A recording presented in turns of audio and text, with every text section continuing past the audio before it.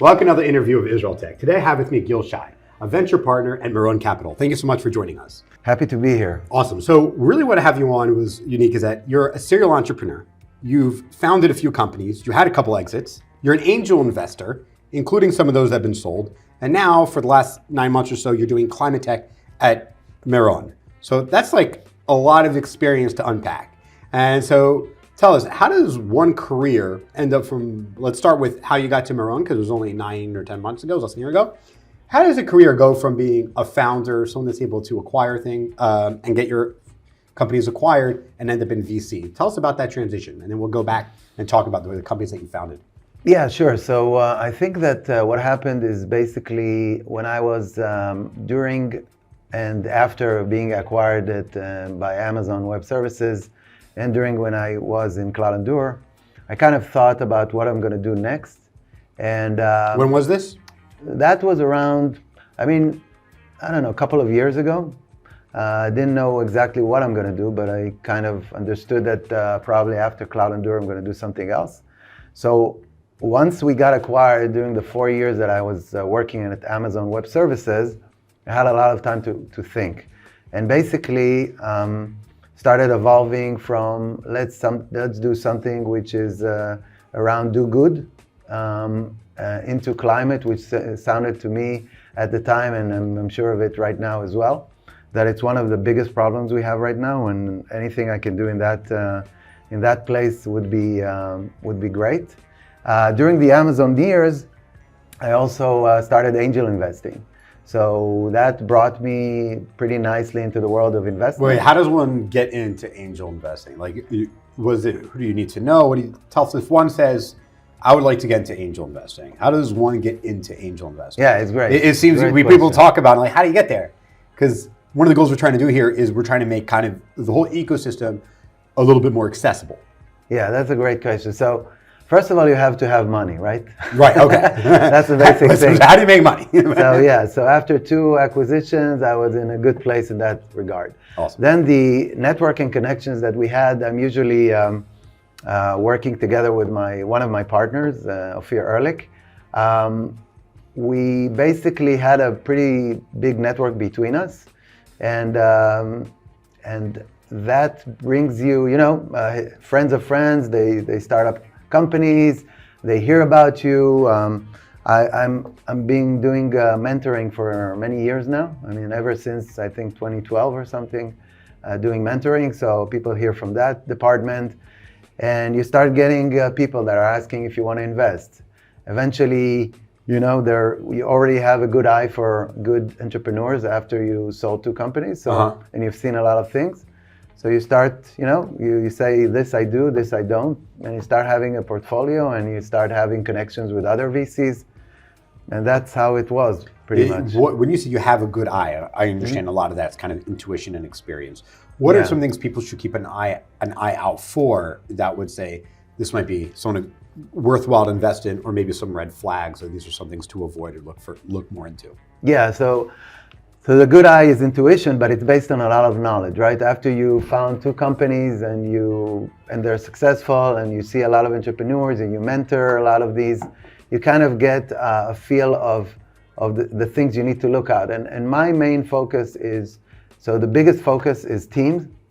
I want to have the right team, and it has to be complementary. It has to be really top tier in every dimension. And they have to collaborate well together and have kind of a good relationship, and so on and so forth. That's the most important. Then you want to see a big market, which is not surprising, and then you see a really good product for that market. So and the product is always a mix between the team, which is a really good team, and so they are able to create this product, and you want to see that they're going the right way and they can produce that. So you're an angel investor, but let's take you back. You talk about all the connections that you need in order to get to that.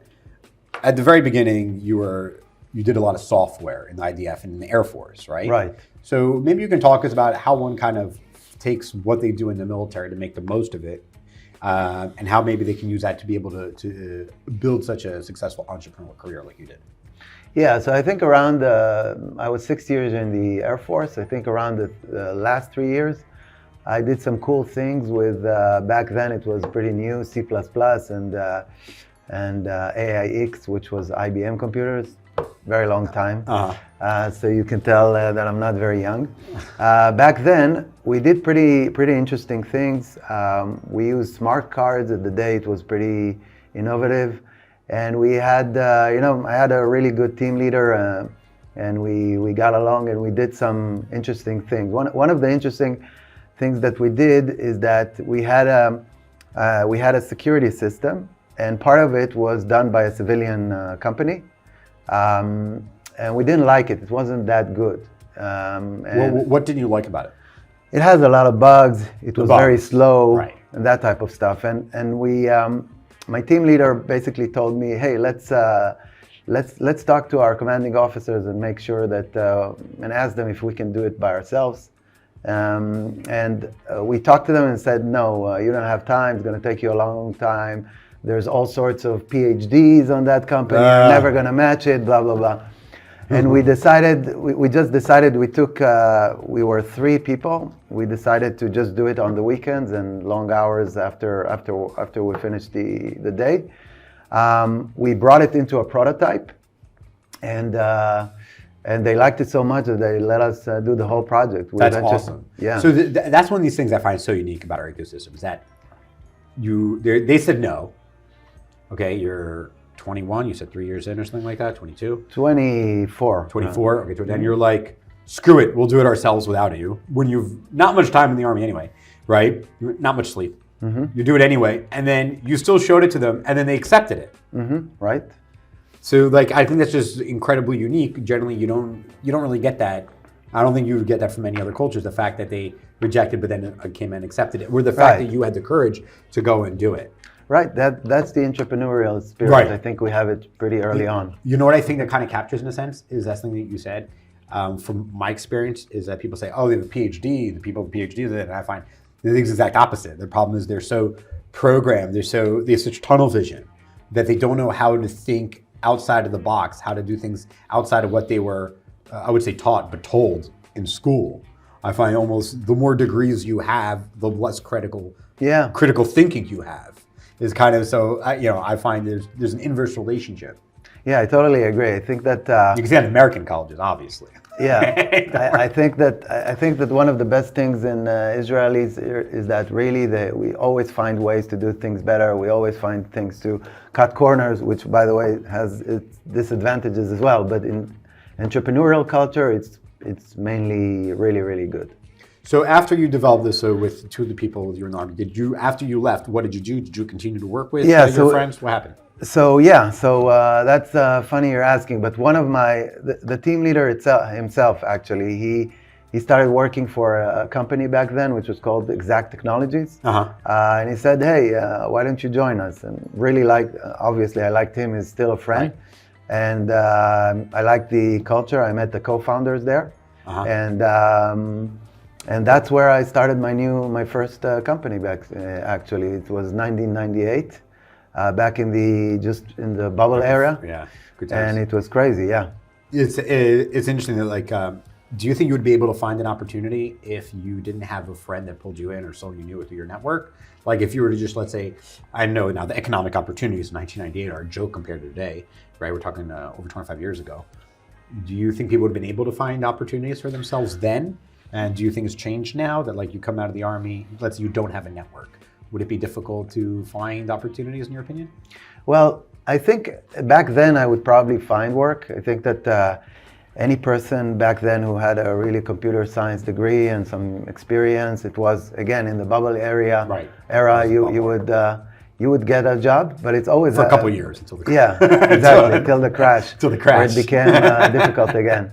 But from my experience, first of all, if you're top tier, you'll always find something. Right. Even if you don't have any network, it just people top tier, they just find jobs. You always look for really top tier people around the ecosystem.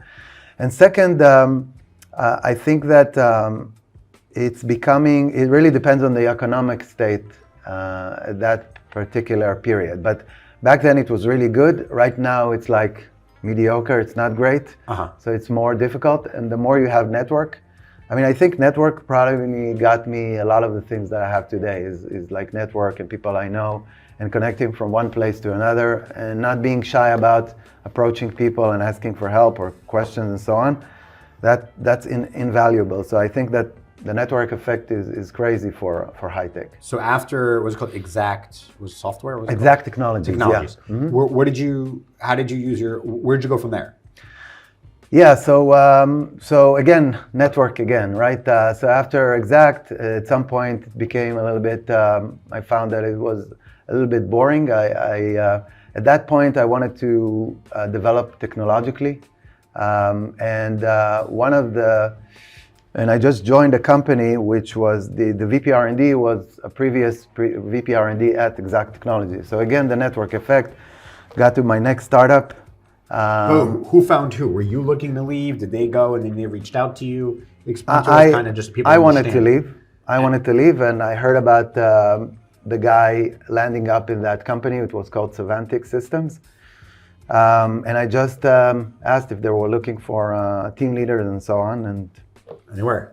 And they were. I mean, eventually, yes. Was a formal interview needed, or but because you worked so closely? I mean, I just talked to the team leader back then, or he just interviewed me. Right. And just to make sure you're not too crazy. Yeah. Yeah, and that's it. But it was very shallow. I mean, there wasn't need for big interviews. Again, the VP R&D already knew me. Right. Do you think? And how long ago was that? When was that?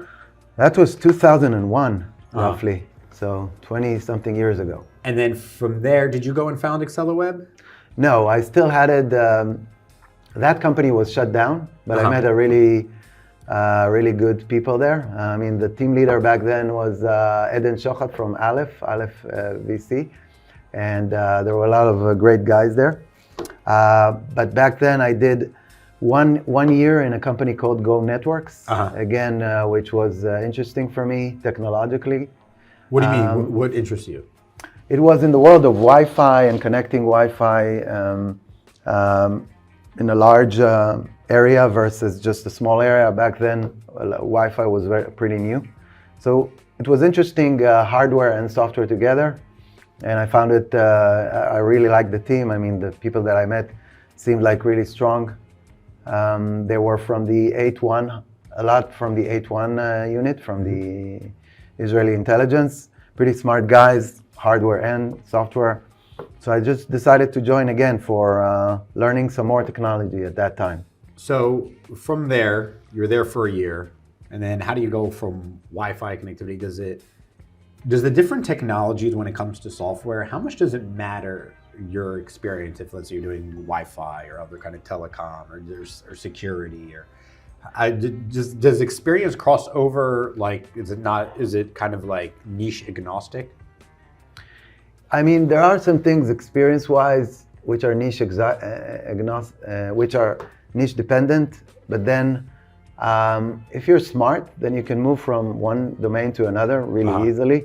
And back then, I really liked tech. I just wanted to code all day and manage teams, manage R&D. That's what did you like more, work coding or working and managing other people? Yeah, so at that point, I started switching to the world of managerial side. And that was around up until 2005. And that's pretty much the reason why I left Go Networks. I decided that I'm pretty much done with being only tech. And my friend, again, one of my friends from another company, he used to work in Exact Technologies back in the day. He said, "Hey, it's amazing how it just, this is the theme of IsraelTech is, oh yeah, then someone I worked with 8 years ago, or my friend's brother in the army, ended up co-founding it." Just, yeah, I can tell you I only interviewed one time in my life for a company. That's the only time. Wow. I always moved from companies to companies. Like 8 companies, 10 companies? Yeah, I mean, 2 of them I founded myself. Right. Technically, you have to interview your co-founders. Well, we'll get to that. Yeah, we'll get to that. But I don't remember interviewing except for one time. When Savantis was shut down, I looked for work and I interviewed back then. But eventually, most of my life, I just went from company to company just by knowing people or people calling me in, and And in 2005, I decided to leap from technology to business, which was, again, my friend from Exact Technologies said there's a really interesting role in a big company called Amdocs. Everybody knows Amdocs. Yep. I don't think I need to say anything. Professional services, project management, all sorts of stuff like that, customers and so on. And I just decided to leave Go Networks and start my journey into understanding business better. So let's unpack that for a bit, because there's a lot of people that I know are in tech, or actually not just in tech, working in anything. And they say, I want to go more into business in general, and maybe more with people and ideas, and the challenge of building and maybe owning, the feeling like they have more of an ownership state. What advice would you give to people that want to make that leap, that have no idea what that looks like? Yeah, so a couple of advice, I think. One is I would read a couple of books before I would go there, just to understand what it means. I had the luxury of spending time with business people before, because I worked in startups. So you know, it's a very small team. You go with the sales guy, you go with the sales engineering, you sell, you do all sorts of stuff. So you get to know to some degree. But you know, I also read a couple of business books back then. The second thing is, the best thing is to leap in a company that you are already in, right? Because you get the chance. Right. It's very difficult to get a chance in a new company, and you can, you have some credit that you've earned because you were really good. So before they throw you out, they'll give you some chances, and you can learn, and it's easier. Right. I didn't have that. Yeah, there's no risk. I didn't have that but the person that hired me, he knew me, so he gave me the chance. Uh-huh. And I learned through that. How'd you know him? Exact Technologies. Oh yeah, okay. Yeah, he was my manager back then, and he brought me into Amdocs, and I learned through mostly experience.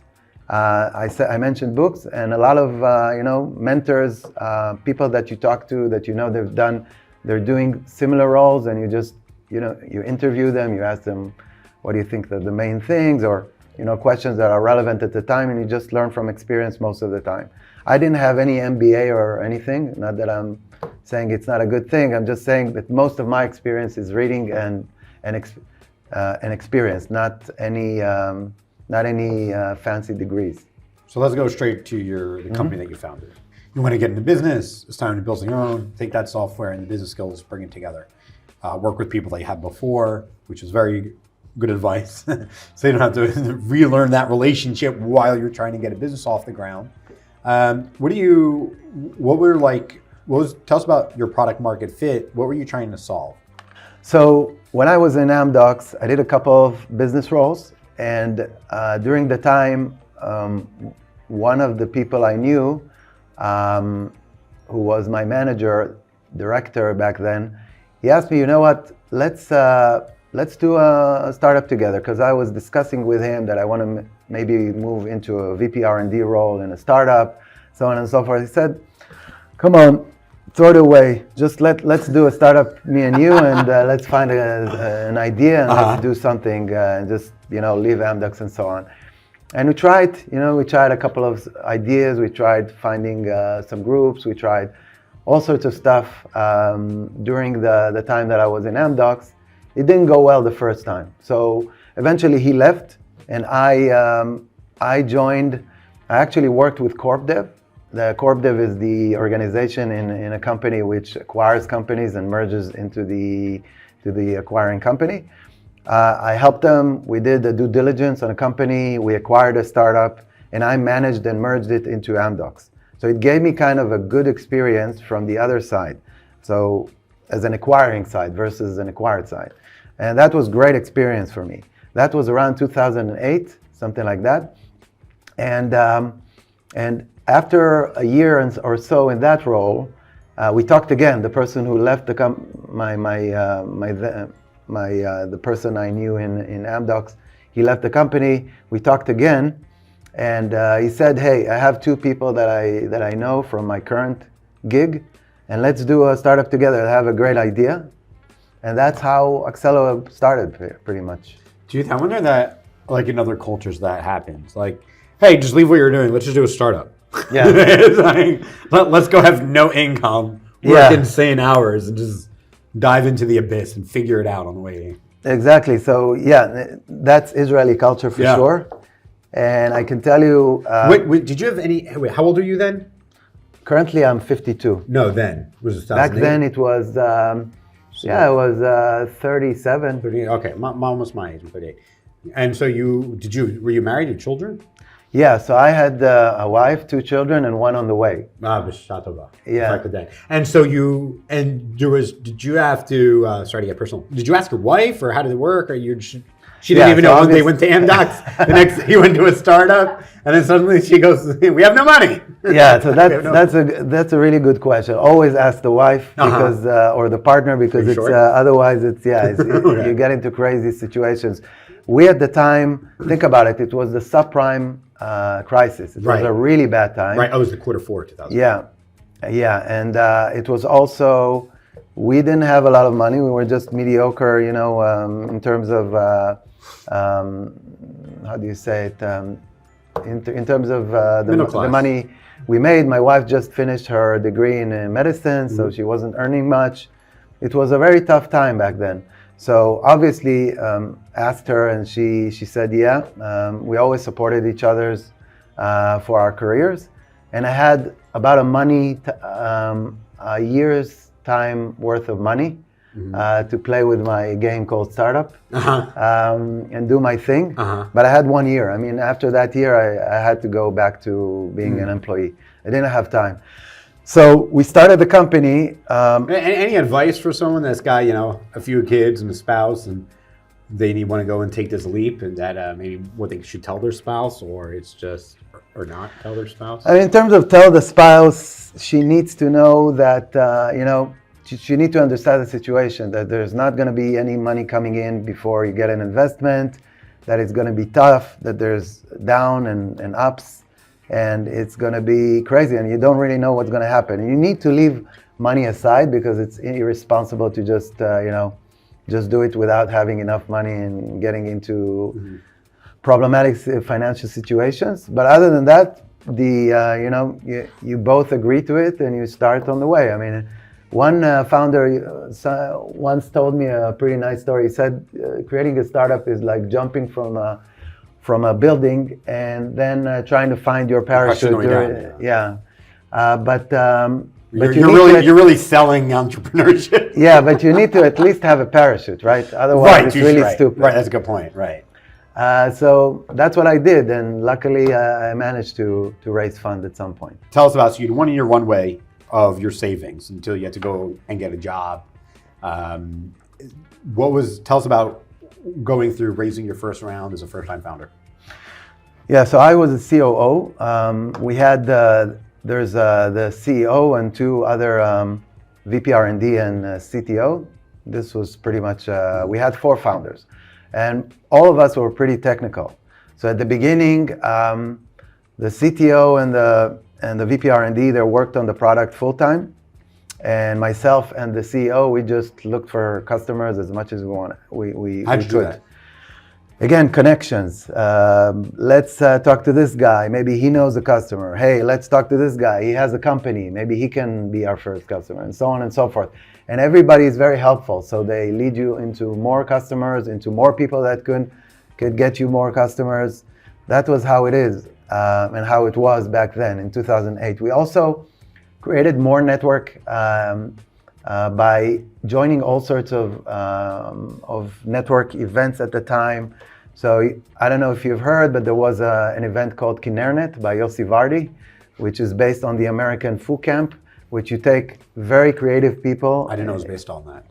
Yeah, you take a lot of creative people and smart people, and you throw them into a camp for a couple of days, and they build crazy stuff. I mean, some of it is already done, and they bring it in. Some of it is created there.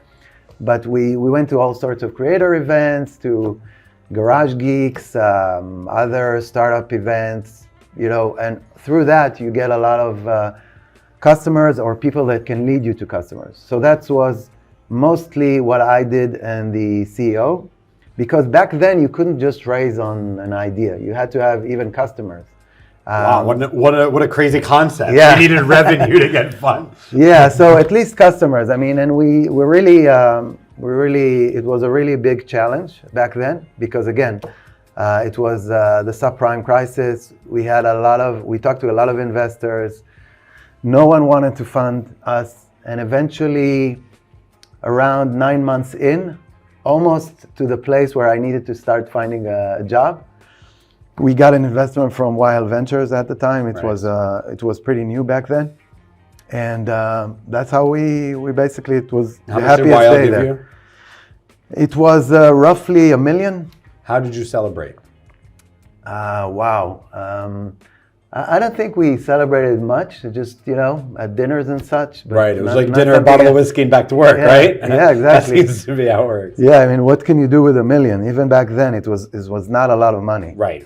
So yeah, lots of hard work, no day, no night. You just do what you need to do to get to close customers and to continue with what you need to do. How many hours a day did you work? Wow. Back then it was, I don't know, it was between 12 to more. I don't know. 12 to more, 12 Yeah. plus. What was the motivating factor for you? Was it like the fear of having to go back to employment? Was it the excitement of getting around? Was it the fun of the technology, that you're working closely with your co-founders, and more like it was the creation? What was it that kept you, what was it that kept you going every single day, not knowing if you're going to get that parachute in time before you hit the ground? Yeah, good question. So I think that what I did is basically around the things that I need to do in order to get the signed customers. So, when you talk at the beginning, we talked less with the US, but if you need to talk US times, so your day ends at 12 a.m. and sometimes more.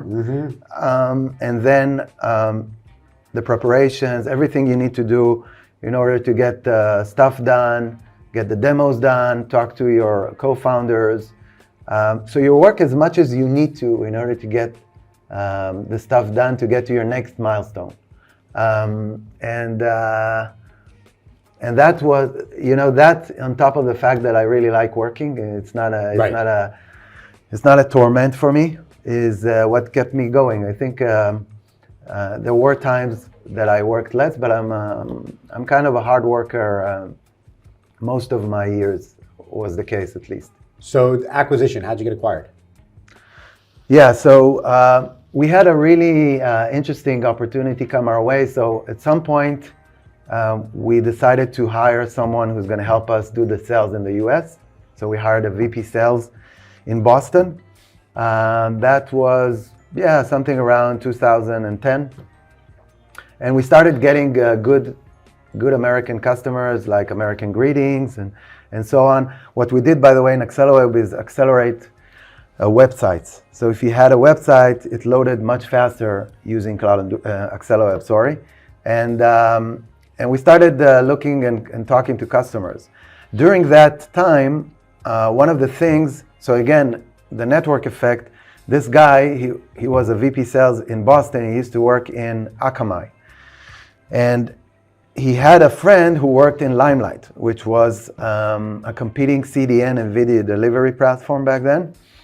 They talked and they decided that Cloud would be a good complementary solution for them because I don't want to get too technical, but they kind of brought the content closer to the user. Technical. It's called IsraelTech. So. Okay. So, CDNs, they bring the content closer to the user through caching close to the user geographically.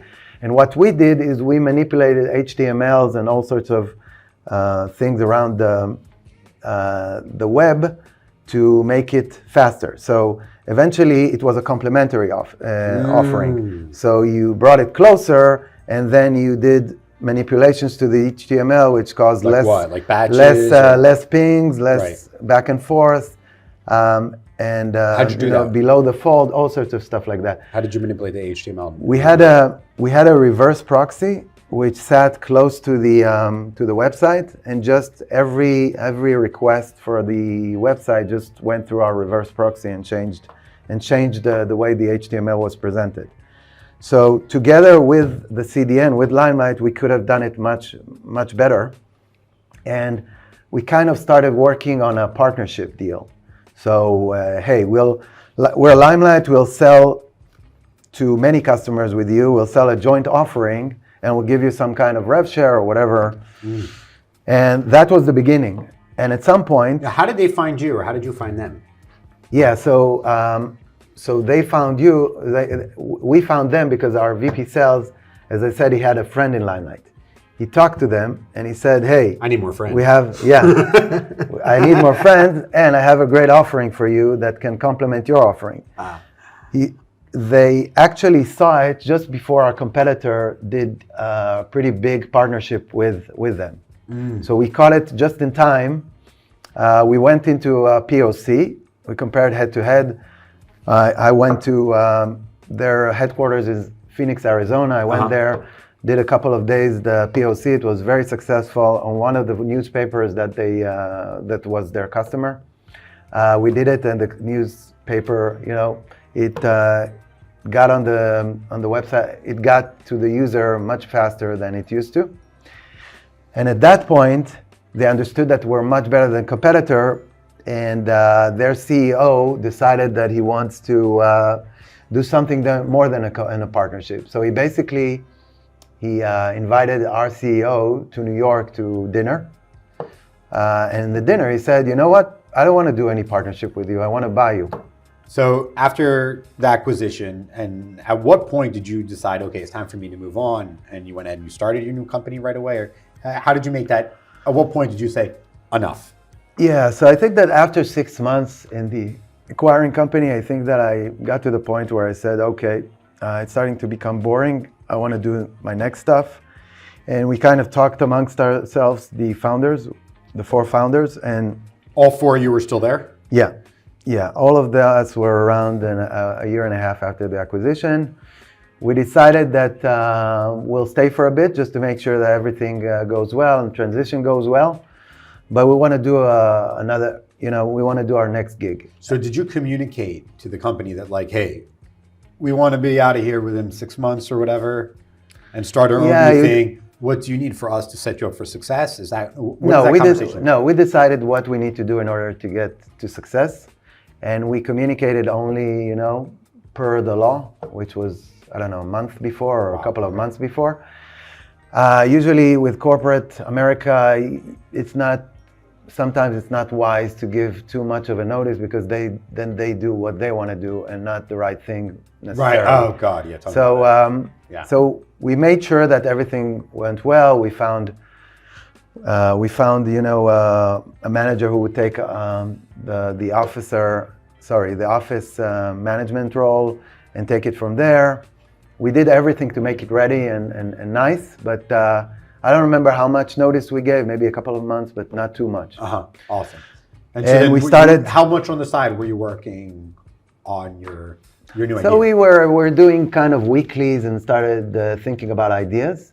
But like I always like to say to entrepreneurs, you only get really creative when you're in the middle of the pool. Right. If you're in the pool and you hold it, you don't get really creative. Right. Once we got the new idea only a couple of weeks after we stopped working for Limelight and we started working for ourselves.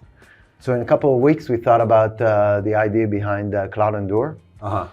And that's how Cloud Endure started. What did Cloud Endure do? And how much of the decision to start Cloud Endure had to do with, hey, I know this is a problem and I know these people in my network would be interested in buying the solution if we can provide that. Was all that in mind before you went and founded it? No, what we had in mind is we get along really well. We're great 4 founders. Let's do another thing. Let's ideate and decide, think about ideas, ideate, talk to people, get feedbacks, and then start something. And at some point, one of the co-founders just said, hey, I think we should do this, which was the idea for Cloud Endure. We really liked it. We started looking, talking to customers and such and seeing if there is a need in the market. We decided, yeah, there is. The idea, by the way, was doing disaster recovery at the time between between regions of the cloud. So one region of Amazon to another region. That was the initial idea we started off.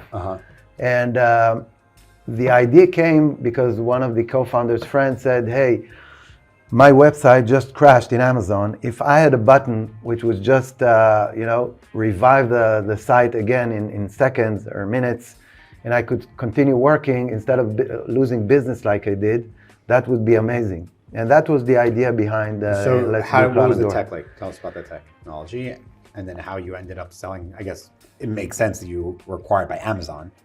If you can tell us about it. I mean, it made sense. But we a little bit pivoted, but it still made sense, as you said. So the technology was pretty, it's pretty simple to explain. It's pretty complicated, obviously. So what you do is you have servers, right? And the servers have the data and the state and everything in databases and disks and all that type of stuff. And they are, the initial idea was region to region. They are in the cloud right now. And what we did is we basically replicated the disk data from the servers to just storage space in Amazon. So let's say you had 3 disks in one region. You just replicate it to a similar 3 disks on the other side. And that's continuous replication, which created the situation where you pretty much had a mirror of your data on the one side, on the other side. Now, once you have a disaster, you press a button on the website, on the Cloud Endure software, and we create servers on the other side, which will connect to these disks and start working off. And this is something and it was pretty revolutionary because in minutes you could get the servers up and running, and you just had, you maybe were missing a couple of seconds of data, and you can just work. So disaster recovery became really easy in the cloud with our solution. Eventually, we found out that there's not a lot of customers that are in the cloud, so we kind of broadened our solution to do from anywhere to cloud. So you have on-premise to cloud, Azure to cloud, and from any cloud to any cloud. And we also created another product, which was migration, which was a problem back then because enterprises wanted to migrate at least some of their workloads into the cloud. So once we had that broad solution, customers came in and we were counting dollars.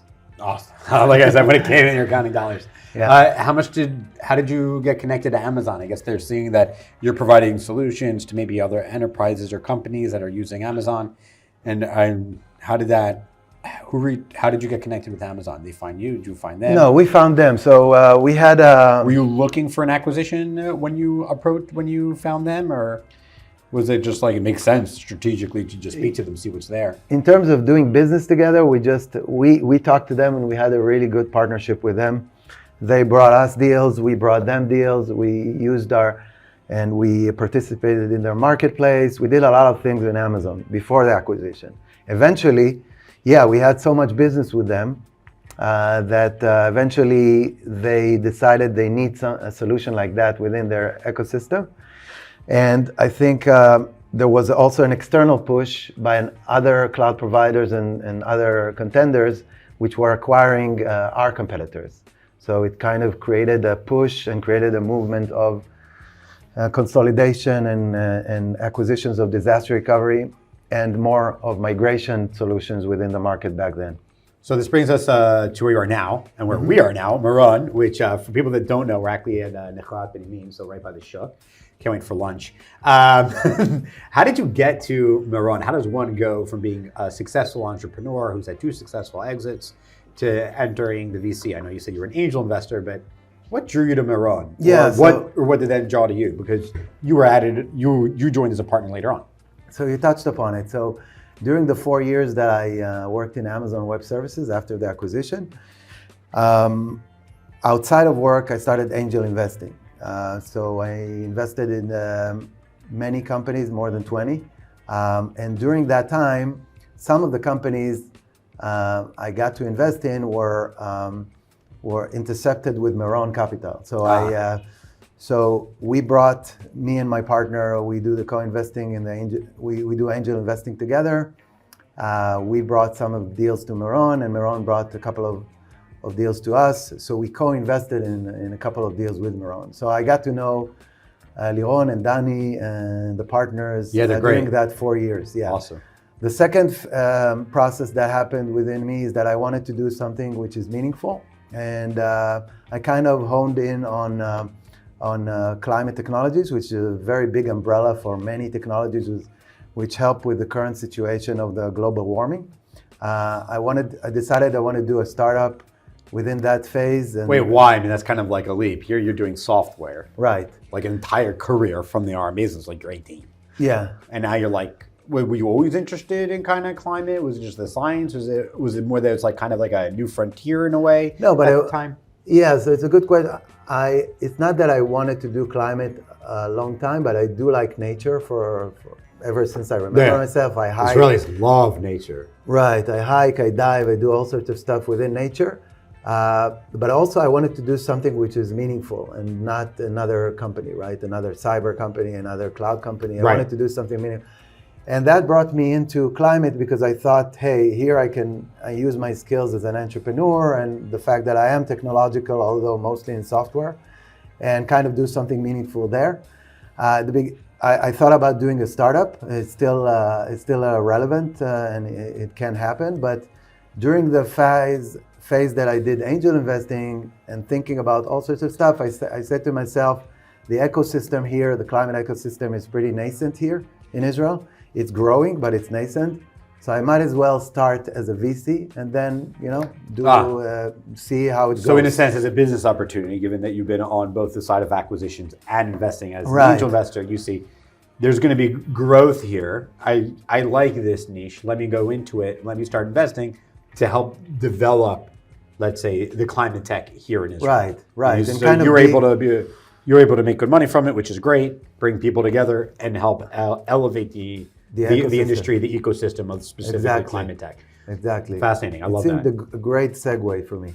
Awesome. I love the mix of kind of like, how can I use kind of money, capitalism, free market, and help younger people using something I'm passionate about, and let's develop something here. I see a lot of this actually in general. Just people are trying to in Israel's trying to take things that they love that are underdeveloped and bring it here. So I met the person try to bring like baseball to Israel as an example, and just kind of like, and I love that, and it's amazing that everyone kind of sees like, what can I do and really bring it to the Israeli ecosystem or the Israeli culture. Right. So so you guys were working together, and then they reached out to you, you reached out to them. Tell me about how did this, I want people to kind of understand how this relationship works when someone is asked to be joined as a partner, to join on as a partner, how that works out.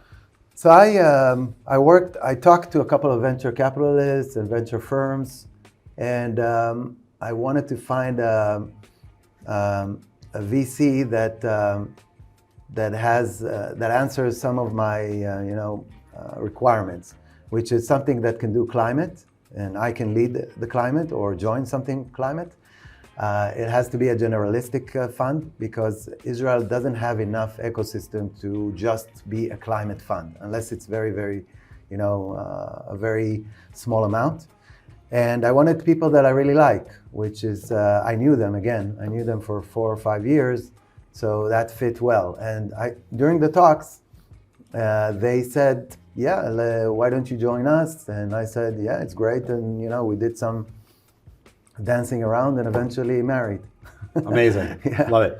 Great. So they brought you on having climate tech in mind, or is it once you were on, then you decided to move into climate tech? No, I looked for a fund that is willing for me to invest in climate. Got it. At least most of my role in climate. So when you negotiated you becoming a partner, this was obviously a core component. Yeah, is that we want a fund specifically that otherwise it's just being a VC, which I didn't want. It was just enough. Right. And by the way, I do like the fact that I'm helping out in other deals which are more in my core competencies. Oh, right. I'm sure that was a big plus. The time that I spend there is both fun and very useful because I'm an expert. In climate, I'm only beginning, right? Right. Well, no one's really an expert in So climate. it's fun. So beginning. Yeah, no one's an expert, but there are people that are more experts. Right. I would say. Yeah. It takes time to create Right. experience and expertise in a field. So yeah.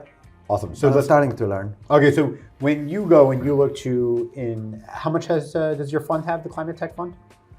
So we are a $55 million fund, and we are pretty much in the middle or 2/3 of the fund right now. Awesome. But there's no limit to how much I can spend. On climate. So as long as I have really good companies, it's fine. Right. They compete with other domains. So what do you do to make yourself more attractive for your fund, for someone, let's say for other VCs that are watching, or aspiring VCs, and you want to put a fund together? What do you do to make yourself attractive? And obviously a track record is important, right? Yeah. So it tells what can you do to make yourself attractive to raise money for a fund? So I think track record is probably the most important by far. So Meron, for example, has 2 funds already. So if you look at the portfolio, you can, funds generally don't publish their performance, but you can look at the portfolio and see the company. So if you see a really good company, you say, okay, this is probably a good fund. If you see crappy or companies that you don't know, that's one thing. The second thing is really about reputation, right? Because the Israeli market especially is very small. So we believe we're 4 founders, right? I myself as an entrepreneur, I care about founders. I want them to help them and for them to do the right thing, and we help them basically. So if you treat the founders right and you do it with all your, we help our companies. I have operational background, so I can help the companies with all my experience, go to market and all sorts of stuff. You help them, you treat them right, then the reputation precedes yourself, and people hear, yeah, Meron Capital is a really good fund. Then there's the portfolio, which I mentioned. And that's basically it. You have both of these, people who want to fund in you and people who want to take money from you. So since your fund's not yet complete, that means therefore you haven't distributed any capital, you haven't done any investments yet? It was complete. Oh, I'm saying that deployment-wise, we're in 2/3. Oh, you've deployed 2/3. Yeah, we've deployed the first fund. The second fund, we've deployed about 2/3, something like that. And so who have you guys invested in the climate tech space, and why did you choose to invest in them? So climate is we only started 9 months ago. So I have currently a company that I'm going to invest in. This year was very, very bad for investments. Yes. And I'm still not at liberty to disclose the name. You'll probably hear it in the next few weeks. But I am. They're in Israel? Yeah, they're in Israel. And what is it? Where are you coming in? You coming in early stage? Where are you coming in for investment? Seed? Where are you? It's seed. Meron Capital invests in pre-seed and seed. Checks are from $500,000 up to $3 million. That's our sweet spot, and that's where we invest. We also have one very large and successful climate company, which is called Solugen, in first fund, but that was just a good investment, not related to the thesis at that time. They didn't have climate. What are you looking for in climate technology when you're thinking about investing? Obviously, the individual, the personality, obviously there needs to be a fit, their work ethic is very important. How much of that and how much is the actual technology itself? Or before you go out, you're like, I really want to look into technology that, let's say, cleans up the ocean or carbon capture or, reusable water. I'm just curious, where do you have a specific passion, or maybe where you think there's a specific greater opportunity for returns within a certain niche within climate tech? I'm just curious how you make those decisions. Yeah, so the first and most important thing is that it has to make sense from a VC perspective, and it has to make money for the LPs and so on. So we cannot compromise there. So It has to be a really great team, as I said earlier. It has to be a big market. It has to be a really good product. And we need to believe that this team can make it and execute. Not execute only on the product, but execute on the market. And it's much more difficult in climate than in other fields. Mm-hmm. So that's the preliminary requirement. The second thing is that the domain itself. So I'm not very picky in what domains I'm going to invest in. If it is a climate domain and it has all the other prerequisites, which I mentioned earlier, it's fine. If you're asking about my passion, nature-based solutions is what I like most, is things around nature, so agri-tech and biodiversity and these kinds of fields, but it's very difficult to find really big companies or companies that we feel are going to be really big there. Why?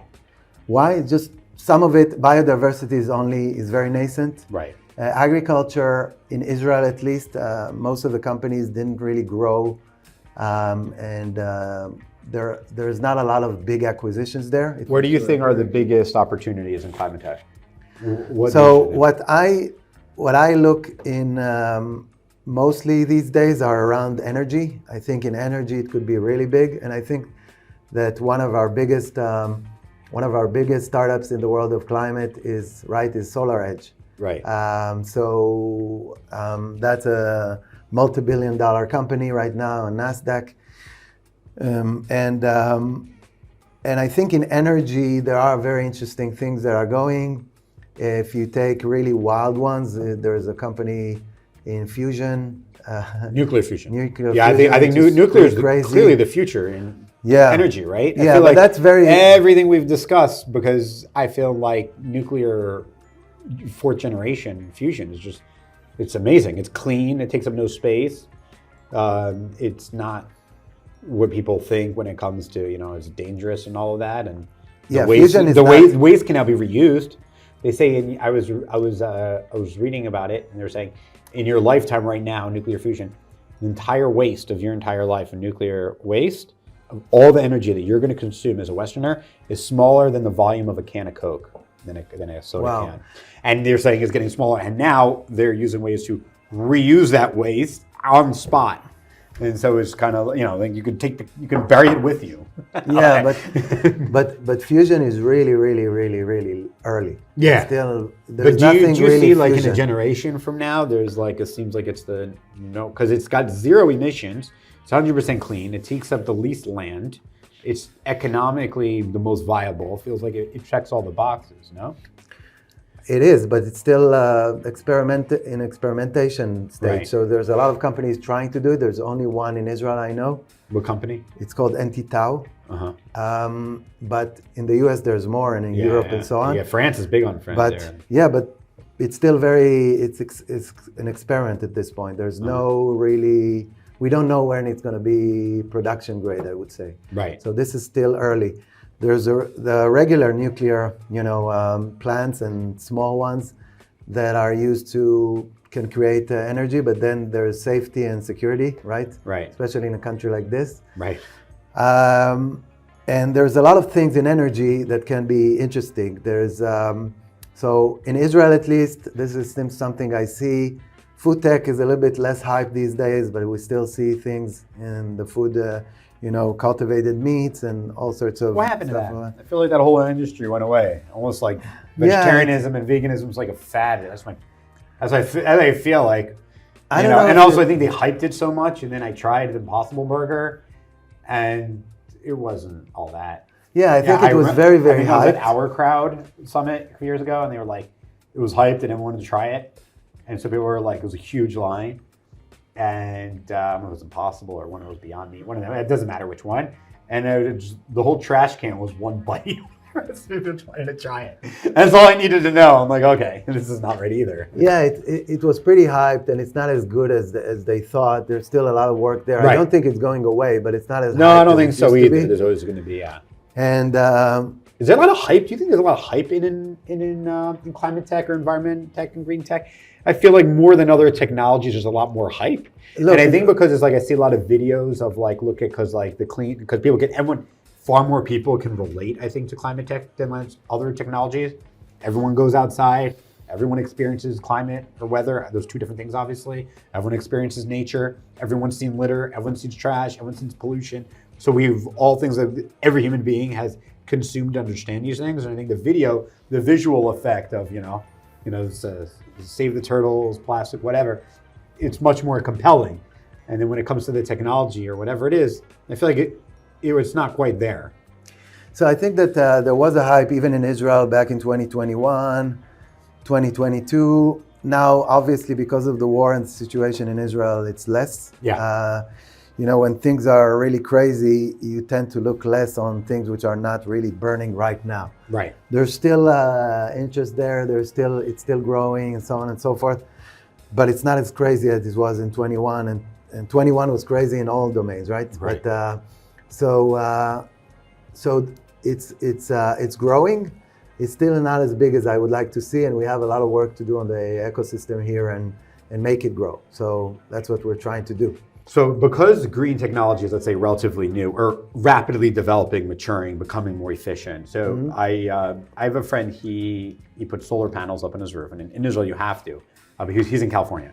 And he said he got a mortgage on his house. So he's got 30 years living in this home. And he's like, all right, let's make that investment now. I'll make that ROI in 8 years, he said, right? But what he ended up doing, he actually waited a few years. And the technology of the solar panels he put on his roof gave him more ROI, saved more energy, and better for the environment because he actually used regular electricity, which is probably coal. And so it was actually better for the environment and more economical because he waited for the technology to roll out. I found this to be very fascinating. The question is it possible that not just economically, but also for environmental purposes, we're jumping into technologies that are not quite ready, that are green, and we might think in the short term it's good, we're paying through the nose, but actually if we wait a little bit longer, it will be more economical, everyone agrees on that, but it may also be better for the environment. What are your thoughts? Yeah, but it's, you cannot really predict. I mean, the way that we make headways in technology is we try things, there are the early adopters, right, and so on and so forth, and eventually we make things better. But if nobody uses it and waits till if there's no early adopters, there's not going to be any mature technology. So maybe retrospectively, you could have done some things like that to save the environment or maybe make more money. But I think that you just can go ahead. Once you have something which is ready enough, there's going to be the early adopters, which are more experimental, and they'll take things earlier. And there's going to be the more conservatives, they're going to take it later, but it's fine. That's how technology evolves. I don't think we should wait for anything. I think we should again, there are certain points and certain specifics where you wait, but there's a lot of things you just do, and technology evolves. That's a nice thing. Do you think, where do you think, like in 10, 20 years, let's say it's 2024 now, so like 2045, where do you think we'll see the biggest changes in all of climate tech? You think that will be the biggest leaps in our lives? How it will be energy, agriculture, maybe the price of agriculture will drop because it'll be far more efficient. We'll use robots instead of people. Where do you think we'll be able to see the biggest changes? I think we'll do a lot of all domains. I don't think it's one thing. I mean, there's a lot of things we need to do in order to make sure that the temperature doesn't rise, on the one hand. On the other hand, mitigation technologies will also get set in, because we're probably not going to be able to do the 1.5 degrees that we were always discussing.